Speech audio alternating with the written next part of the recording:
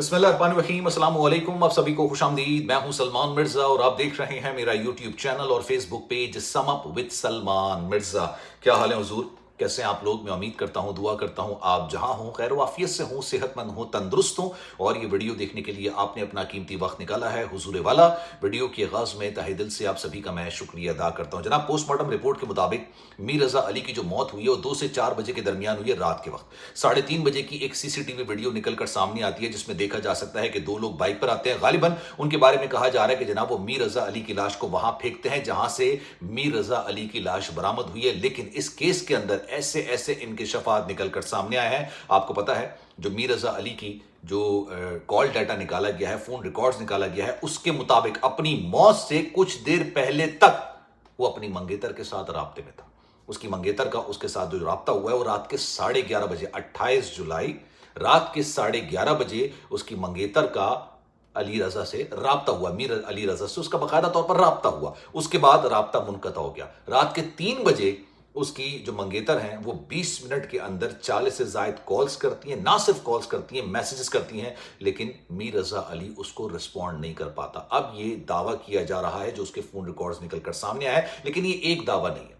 ابھی آج اس ویڈیو کے اندر اس کیس کے حوالے سے جو مزید انکشافات نکل کر سامنے ہیں، ایک ایک کر کے ذرا بات کرتے ہیں۔ اس کی ڈیٹیلز میں آپ کو آگے چل کے بیان کروں گا۔ دوسرا بڑا انکشاف، میر رضا علی جنہوں نے بڑا شاندار طریقے سے اپنے کاروبار کا افتتاح کیا تھا، بڑے شاندار طریقے سے ان کا کاروبار چل رہا تھا، لیکن آپ کو پتہ ہے 5 سے 7 کروڑ روپے کا مقروض تھا وہ۔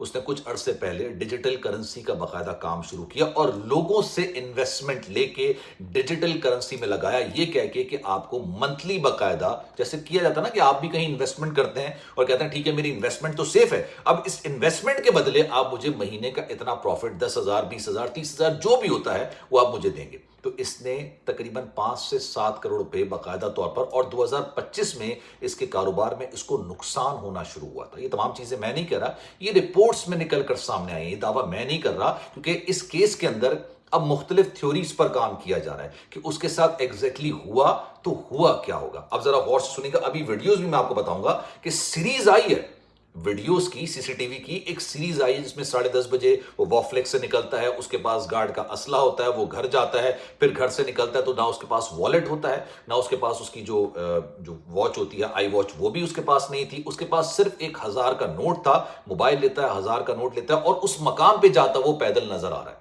پیدل وہاں سے جاتا ہوا جس مقام پہ اس کی لاش پھینکی گئی وہاں پر وہ پیدل جاتا ہوا نظر آ رہا ہے، غالباً وہاں پر کوئی اس کا انتظار کرتا اور اس کے پاس اسلحہ موجود تھا، یعنی اس کا مقصد یہ ہے کہ اس کو پتا تھا کہ اس کی جان کو خطرہ ہے۔ 12 کے قریب لوگ ہیں جن کو شامل تفتیش کیا گیا ہے، پوچھ گچھ کی گئی ہے، اس کی جو منگیتر ہے اس کا بیان بھی ریکارڈ کر لیا گیا، لیکن معاملہ یہاں پر ختم نہیں ہوتا ہے، آگے سنتے جائیے۔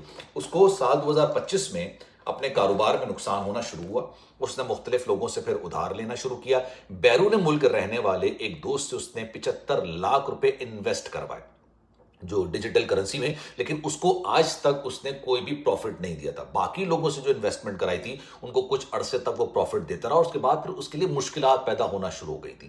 2025 سے لے کے ابھی تک اس کو کاروبار میں فائدہ نہیں نقصان ہو رہا تھا۔ یہ دعویٰ میں نہیں کر رہا ہوں، یہ دعویٰ رپورٹس میں نکل کر سامنے آ رہا ہے۔ ایک اور چیز، جب وہ اپنے گھر سے نکلا، سب سے امپورٹنٹ بات، جب وہ اپنے گھر سے نکلا تھا اس نے اپنے سوشل میڈیا اکاؤنٹس بند کر دیے تھے، خود ہی ڈیلیٹ کر دیے سوشل میڈیا اکاؤنٹس۔ اپنے والد کے اکاؤنٹ میں 2.5 لاکھ روپے اس نے ٹرانسفر کیا تھا، لیکن اس کا مقصد ہرگز یہ نہیں ہے، یہ مت سمجھیے گا اور نہ آپ کو یہ بات ماننے کی اور سمجھنے کی ضرورت ہے جو بھی سوشل میڈیا پر چل رہا ہے کہ بھائی اس کے جسم پر تشدد نہیں ہوا، اس کو تیزاب سے نہیں جلایا گیا یا اس نے اپنی جان خود لی۔ میں ان تمام چیزوں کی طرف لے کے نہیں جا رہا اور میں اس چیز کو مانتا بھی نہیں ہوں، کیونکہ اگر ایسا ہوتا تو 3:30 بجے کے قریب دو لوگ جو بائک پر اس مقام پر آ رہے ہیں، اب وہ 2 چیزوں میں آ سکتے ہیں۔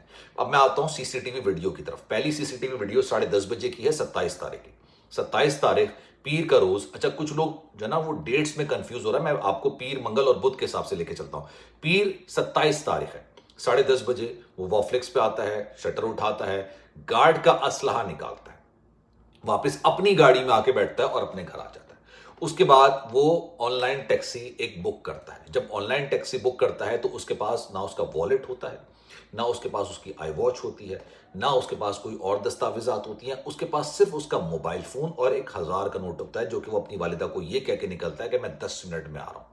हालांकि PCHS से गुलिस्तान जौहर ब्लॉक 1 का रास्ता 10 मिनट का किसी भी तौर पर नहीं हो, आप रात के किसी भी पहर निकलें 10 मिनट में आप नहीं पहुंच सकते। लेकिन जो कराची की रोडों की हालत है, 10 मिनट में तो इंसान दूसरे इलाके अपनी इलाके के दूसरी गली तीसरी गली तक नहीं पहुंच पाता। लेकिन खैर वो 10 मिनट का कह के निकलता है। वो मुस्तकिल राब्ते में अपनी मंगेतर के साथ था 11:30 बजे तक, 11:30 बजे तक उसका राब्ता। और मैं आपको फिर ये बात मेंशन कर दूं कि ये उसकी पसंद की शादी हुई थी 30 तारीख को बैतुल मुकर्रम जो गुलशन की मस्जिद है वहां पर उसका बाकायदा तौर पर निकाह पढ़ाया जाना था 30 तारीख को, 30 अगस्त को।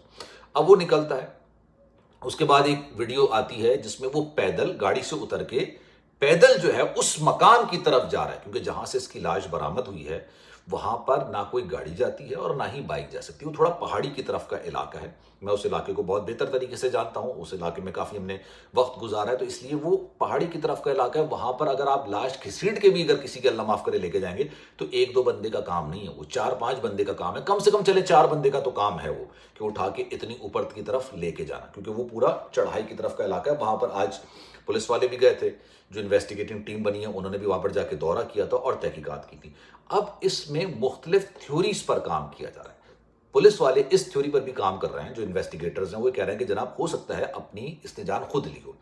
अब एक जरा गौर से सुनिएगा, सीने पर गोली लगी, एक ही गोली, एक गोली सीने पर लगी है और इतने करीब से गोली चलाई गई है, यानी सीने पर रख के कि सीने से गोली लगी है और कमर से वो आर पार हो गई है।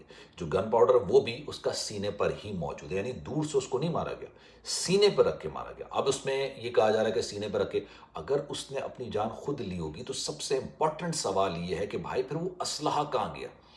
कवर वहां पर है उसका, जो असले का कवर होता है, जो उसका आप समझ लें कि जैकेट होती है ना एक तरह की, वो वहां पर रखी हुई है। लेकिन इसके अलावा वो थे, फिर उसका जो फोन था वो भी उसके जो लाश थी वहां से तकरीबन 20 गज के फासले पर था।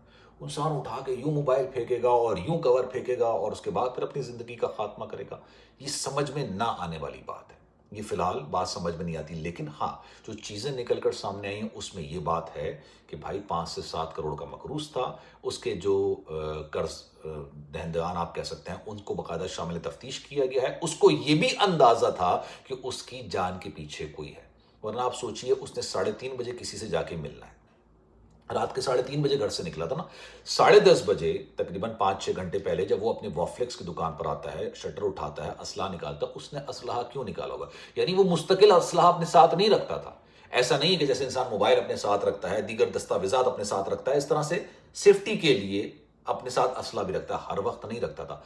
वो जानबूझकर 10:30 बजे गया, उसने असलहा निकाला, शटर बंद किया, अपनी गाड़ी में बैठा, घर आया। घर आने के बाद उसने ऑनलाइन टैक्सी बुक की, कोई दस्तावेजात नहीं लिए, अपने वालिद के अकाउंट में 2.5 लाख रुपए ट्रांसफर किए, अपने सोशल अकाउंट्स बंद किए और उसके बाद वहां से वो निकला। यानी उसको ये खदशा था कि उसकी जान के साथ कुछ ना कुछ हो सकता है। अब आप सोचिए, मंगेतर ने 3 बजे के करीब उसको 20 मिनट में 40 कॉल्स की, 1-2 कॉल, 3-4 कॉल, मतलब मंगेतर अगर आप शादी होने वाली होती है, लोग बात करते हैं, पूरी पूरी रात बात करते हैं, समझ में आने वाली बात है। लेकिन 40 कॉल 20 मिनट के अंदर करना इस तरफ निशानदही करता है कि भाई कोई मामला उजलत का है, कोई खदशे वाला मामला है। अभी तमाम चीजें जब सॉर्ट आउट होंगी, तहकीकात में निकल कर सामने आएंगी, तब पता चलेगा। आपकी इन बारे में क्या राय है? मैं चाहूंगा कि कमेंट सेक्शन में अपनी राय का इजहार जरूर कीजिएगा। ख्याल रखिएगा अपना। अल्लाह हाफिज।